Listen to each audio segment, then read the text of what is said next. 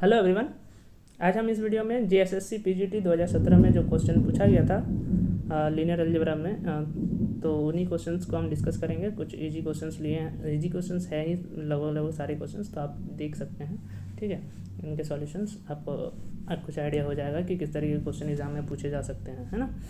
तो सबसे पहला क्वेश्चन है आपका डायमेंशन से। लिखा क्या है कि what is the dimension of vector space of 2x2 symmetric real valued matrices, है ना। 2x2 रियल सिमेट्रिक मैट्रिक्स यहाँ पे बोला गया मस्ट है सिमेट्रिक। मैट्रिक्स कैसा हो? सिमेट्रिक हो। सिमेट्रिक कब होता है? हम लोग जानते हैं कि जब हमारा कोई भी मैट्रिक्स लें और वो अपने ट्रांसपोज के इक्वल हो जाए तो हमारा हो जाता है सिमेट्रिक। तो एक्चुअली जनरल मैट्रिक्स कंसिडर कर लिए 2x2 के लिए A11 A12 A21 A22 इतना तो आना चाहिए। मैट्रिक्स कंसिडर कैसे करते हैं हम लोग, है ना। और हम लोग जानते हैं डायमेंशन क्या होता है, इसमें से फ्री चॉइसेस। अगर सारे के सारे इस पोजीशन को हम अपने आप से ले सकते थे तो हमारे पास इतने डायमेंशन हो जाते, लेकिन अगर कोई डिपेंडेंट हो जाता है एक दूसरे के ऊपर तो हमारे पास फ्री चॉइसेस फिर घट जाते हैं। ठीक है ना। जैसा कि सिमेट्रिक मैट्रिक्स के केस में ये मैट्रिक्स तभी सिमेट्रिक बनेगा, ये मैट्रिक्स आपका तभी सिमेट्रिक बनेगा जब ये A12 और A21 क्या हो जाए, आपस में बराबर हो जाए, है ना। तो अगर बराबर होगा तभी सिमेट्रिक बनेगा। सिमेट्रिक का तो केस ही दिया हुआ है, तो आपके पास फ्री चॉइसेस एक घट जाएंगे। यहाँ पे हमारे पास फ्री चॉइसेस कितने हो जाएंगे? हमारे पास फ्री चॉइसेस बचेंगे A11 A12 A22, तो हमारे पास टोटल फ्री चॉइसेस बच जाएंगे 3 चॉइसेस। सो डायमेंशन हमारा कितना हो जाएगा? आपका 3, है ना। अब इसको आप सिंपल वे में इसमें भी कर सकते हैं कि इसका लिए फॉर्मूला, अगर यहाँ पे 2x2 लिखा हुआ है, इस पर n/n भी रह सकता था, तो उस केस में अगर हम उस डायमेंशन निकालें सिमेट्रिक मैट्रिक्स का और रियल एंट्रीज रहे तो हमारे पास ये नॉर्मल सा फॉर्मूला होता है। आप इस फॉर्मूले के बेसिस पे भी निकाल सकते हैं n × n + 1/2, याद रखिएगा सिमेट्रिक मैट्रिक्स के लिए। इसको सिमेट्रिक के लिए आप n × n - 1/2 निकाल लीजिएगा। ठीक है, अब बढ़ते हैं हम लोग यहाँ से सेकेंड क्वेश्चन की ओर। सेकेंड क्वेश्चन में हमें कहा जा रहा है, ये भी बहुत ईजी क्वेश्चन है, आप देख सकते हैं। ए स्क्वायर मैट्रिक्स दिया हुआ है with each row sum is 1, है ना। ईच रो सम क्या है? = 1 मस्ट है। यही क्वेश्चन का मतलब ये है कि आप इतना कुछ दिया हुआ है, आप इसमें से बोलना है कि इसमें से कौन सा स्टेटमेंट ट्रू होगा। सबसे पहला बात, इतना हम देख के हम क्या बता सकते हैं कि ये हमारा जो फर्स्ट ऑप्शन में दिया हुआ है कि 0 आइजन वैल्यू होगा। ठीक है, फिर सेकंड ऑप्शन में दिया हुआ है कि 1 इज आइजन वैल्यू होगा, या दोनों के दोनों आइजन वैल्यूज होंगे, या फिर हम यहाँ से कोई भी स्टेटमेंट कंक्लूड नहीं कर सकते हैं आइजन वैल्यू को रिगार्डिंग, है ना। तो अब सिंपल सा एक रिजल्ट इसमें याद रखिएगा। इस क्वेश्चन को आसान है इस तरीके से, अगर यहाँ पे रो सम के जगह कॉलम सम भी दे सकता था। ठीक है, तो इसका रिजल्ट यही है कि अगर कोई सा मैट्रिक्स का अगर रो सम, ईच रो सम और column sum of matrix is always an eigenvalue of the given matrix, है ना। ये रिजल्ट आप याद रखिएगा, यही होता है। ठीक है, किसी भी मैट्रिक्स का रो सम ले ले या कॉलम सम ले ले, सभी रो सम या कॉलम सम का वैल्यू क्या होगा? वो खुद में एक आइजन वैल्यू बन जाता है। ठीक है ना। तो यहाँ पे आइजन रो सम दिया हुआ है 1, तो यानी कि 1 क्या हो जाएगा? Eigen value. आपको यहाँ से ध्यान रखना है कि रो सम मतलब ये जितने भी एलिमेंट्स रहते हैं यहाँ पे, इन सब का सम एक ही डिजिट होना चाहिए, फिर इन सब का भी सम यही डिजिट यहाँ पे होना चाहिए, और इन सब का भी सम वही डिजिट होना चाहिए। तो ये जो हमारा नंबर्स बने, यही नंबर हमारा क्या बनेगा? आइजन वैल्यू बनेगा। तो यहाँ पे साफ साफ तो लिख दिया है कि रो सम क्या है? = 1 है। सो ये हमारा आइजन वैल्यू बन जाएगा। तो इसके लिए ऑप्शन कौन सा सही हो जाएगा? ऑप्शन नंबर 2 सही हो जाएगा। तो हमारा अब 0 हो भी सकता है, नहीं भी हो सकता है, कोई भरोसा नहीं, आइजन वैल्यू डिपेंड कर जाएगा, है ना। तो यहाँ से 0 को ले ना ले कोई दिक्कत नहीं है। यहाँ से दोनों कंक्लूड ही नहीं कर सकते, ऐसा हो नहीं सकता। इसमें 0 भी इंक्लूड कर दिया, इस वजह से ये गलत हो गया, है ना। 1 तो है लेकिन 0 को भी बोला है तो 0 तो हो नहीं सकता, है ना। मे भी ना हो किसी मैट्रिक्स में। ठीक है, एग्जाम्पल अगर आप चाहो तो आप एग्जाम्पल में 1 0 0 1 सबसे आसान मैट्रिक्स आइडेंटिटी मैट्रिक्स ले लीजिए। इसका सिर्फ और सिर्फ 1 आइजन वैल्यू होगा। रो सम भी देखिए, रो सम 1 और 0 को ऐड कीजिएगा तो भी 1 है, इसका यहाँ से 1 आएगा आइजन वैल्यू, और 0 आइजन वैल्यू है नहीं इसका। ठीक है ना। तो इस तरीके से आप देख सकते हैं। बढ़ते हैं आगे नेक्स्ट क्वेश्चन की ओर। ये क्वेश्चन उससे भी ज़्यादा इजी है, उससे ज़्यादा नहीं है, मतलब इसमें थोड़ा सा जस्ट रिजल्ट पता होना चाहिए कि किस तरीके से कैसे किसको चेक करेंगे, है ना। बेसिक नॉलेज तो होना ही चाहिए इन सारी क्वेश्चन को सॉल्व करने के लिए, बेसिक नॉलेज ही पूछा है इसमें, है ना। तो बढ़ते हैं थर्ड क्वेश्चन की ओर। थर्ड क्वेश्चन यही कर रहा है कि आपको एक रियल वैल्यूड मैप्स दिया हुआ है over vector space of A 2x2 matrices, है ना। 2x2 रियल वैल्यूड मैट्रिसेस पे मैप दिए हुए है ना, और पूछा है कि लीनियर कौन सा नहीं है। ये 4 ऑप्शन दिए हुए हैं, एक ट्रेस ऑफ ए दिया हुआ है, इसमें फर्स्ट मैट्रिक्स का फर्स्ट एंट्री दिया हुआ है, इसमें ट्रांसपोज ऑफ मैट्रिक्स दिया हुआ है, डिटर्मिनेंट ऑफ ए दिया हुआ है ना। तो आप सिंपल सा इसका रिजल्ट लीनियर चेक करने का ये पता होना चाहिए किस तरीके से लीनियर चेक करते हैं। तो चलिए हम लिख दिए हैं, आप रिजल्ट देख सकते हैं कि आपको ये आपका वेक्टर स्पेस है, V से W में 2 है ना। लीनियर तभी होगा जब यहाँ से 2 एलिमेंट उठाएंगे वेक्टर स्पेस का, और 2 एलिमेंट को इस तरीके से अगर एक्सप्रेस कर दे, TX + TY को TX + TY में एक्सप्रेस कर दे, और T C X equal to C T X में अगर एक्सप्रेस करते हैं तो हमारा क्या हो जाएगा, लीनियर हो जाएगा, है ना। एक्स वाई कहाँ से है हमारा, वेक्टर स्पेस से, और सी जो है हमारा स्केलर क्वांटिटी है तो फील्ड से आता है वो। तो चलिए यहाँ पे हमें दिया हुआ है, देखिए यहाँ पे 2x2 के मैट्रिक्स का स्पेस दिया हुआ है और यहाँ पे मैट्रिक्स को इस तरह से डिफाइन कर दिया हमने। अब यहाँ से देखिए फर्स्ट ऑप्शन में दिया हुआ था कि ट्रेस ऑफ ए चेक करने के लीनियर होगा कि नहीं, तो हम यही वाला फॉर्मूला यूज़ करेंगे हमारा, ये वाला पूरा। तो चलिए देखते हैं। हम यहाँ पे दो मैट्रिक्स ले लिए, ए और बी। अब यहाँ पे ए के जगह पुट कर दीजिए ए प्लस बी, है ना। इस ए के जगह ए प्लस बी पुट कर दीजिए। इसको देखिए क्या एक्सप्रेस कर पा रहे हैं। हाँ, तो यहाँ पे देखिए ट्रेस यहाँ पे ए अगर ए प्लस बी में एक्सप्रेस किया तो इसको भी हम रिप्लेस कर सकते हैं, और इसको दो पार्ट में लिख देंगे, trace of A plus trace of B. और इसको हमारा क्या हो जाएगा यहाँ से, क्योंकि हमारा टी ऑफ ए है ट्रेस ऑफ ए, तो यहाँ से ये ट्रेस ऑफ ए इसमें कन्वर्ट होगी, ये ट्रेस ऑफ बी इसमें कन्वर्ट होगी, तो ये आसानी से एक्सप्लिसिट हो जा रहा है, मतलब इस फॉर्म में हो जा रहा है ना। और यहाँ पे बोला है अल्फा ए, ये जो सी ए अल्फा ए कोई भी स्केलर नंबर ले लिए, और यहाँ से हम इसको भी चेक कर लिए, तो अल्फा ए इक्वल्स टू हो गया trace of alpha A. Alpha को हम जानते हैं ट्रेस का प्रॉपर्टी होता है, अल्फा को बाहर कर सकते हैं, और trace of A equals to this, इस साइड से लिख सकते हैं। तो ये हमारा क्या हो जाएगा, लीनियर। इसमें थोड़ा सा नॉलेज आपको रखना होगा ट्रेस का प्रॉपर्टीज़ के बारे में, तभी जाके बनेगा, है ना। अब इसमें उसी तरीके से फर्स्ट एंट्री ले लिए, दो मैट्रिक्स अलग अलग ले लिए, दो मैट्रिक्स को हम लोग फर्स्ट एंट्री इसका A11, सेकेंड मैट्रिक्स का एंट्री B11। इसी तरीके से A प्लस बी करेंगे तो फर्स्ट एंट्री को जोड़ेंगे, तो फर्स्ट एंट्री जुड़ जाता है, हम लोग जानते हैं क्लोजर लॉ होता है मैट्रिक्स होल्ड, है ना। कोई भी दो मैट्रिक्स को जोड़ सकते हैं। उसी तरीके से अगर स्केलर मल्टीपल करेंगे तो हम यहाँ से अल्फा टाइम्स टी ए निकाल लेंगे, तो ये हमारा हो जाएगा लीनियर, ये भी हो जाएगा।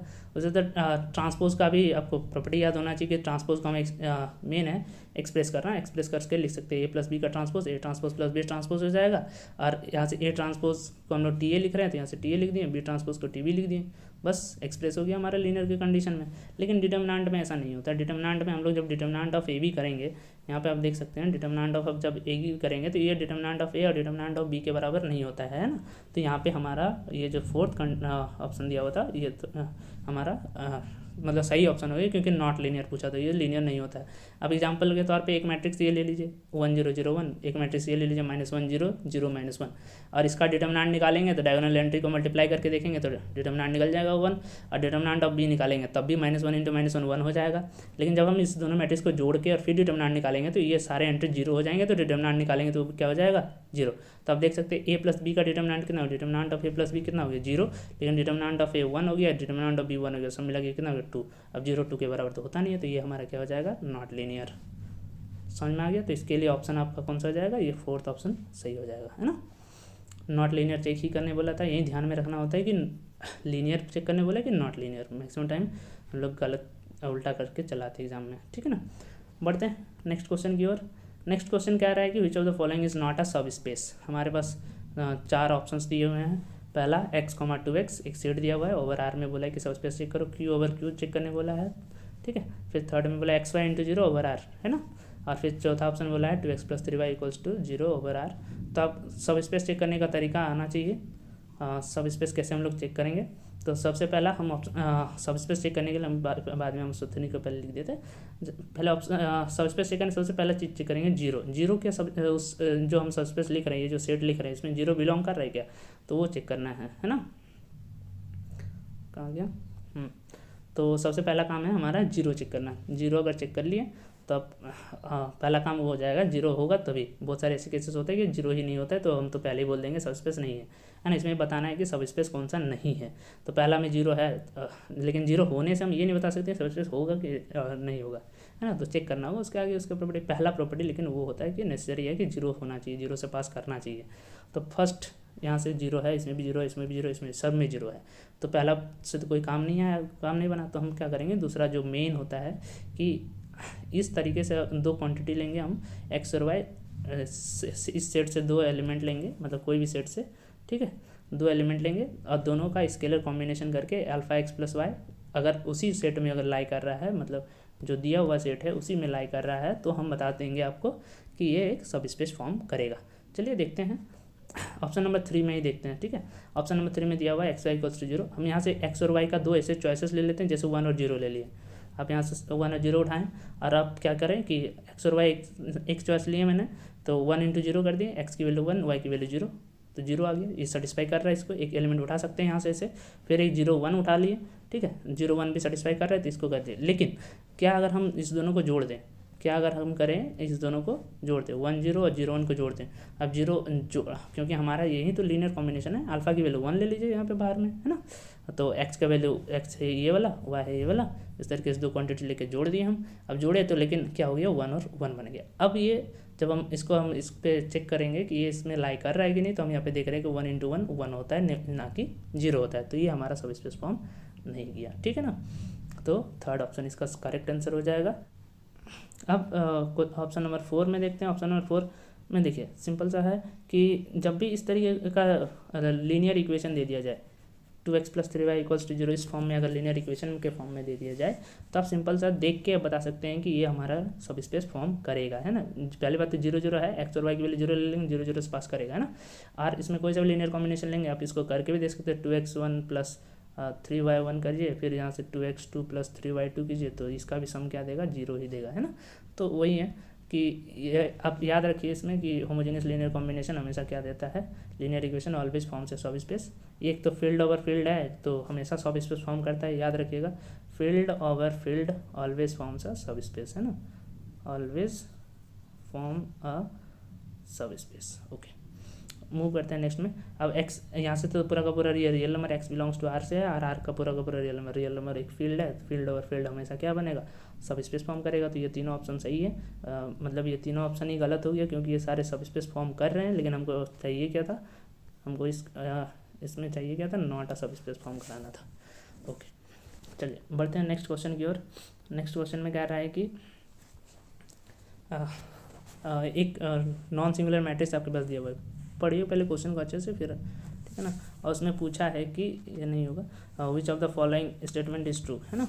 एक नॉन सिंगुलर मैट्रिक्स खाली दे दिया है, बाकी बोला है कि 4 स्टेटमेंट में कौन सा स्टेटमेंट ट्रू होगा, ये बताइए। अब नॉन सिंगुलर मैट्रिक्स से आप क्या क्या बता सकते हैं। पहला ऑप्शन पूछ रहा है कि इसके जो आइजन वेक्टर्स होंगे वो आपस में ऑर्थोगोनल होंगे, ऐसा हो सकता है क्या, चलिए देखेंगे, ठीक है। फिर सेकंड बोला है कि all eigenvalues are positive. क्या एक नॉन सिंगुलर मैट्रिक्स से ये बता सकते हैं कि सारे आइजन वैल्यूज पॉजिटिव हो जाएंगे, मे भी हो सकते हैं, दिखाते अभी हम हो सकते हैं कि नहीं हो सकते, है ना। फिर बोले 0 can not be an eigenvalue, क्या ऐसा बोल सकते हैं कि 0 हमेशा आइजन वैल्यू नहीं होगा। फिर बोला है कि ट्रेस ऑफ ए जो होगा वो कभी भी 0 नहीं हो सकता, है ना। ये 4 ऑप्शन आपको दिया, बस खाली लिखने का तरीका दे दिया, समझने का आपको जरिया चाहिए कि किस तरीके से हम समझ पाएँ इसको, है ना।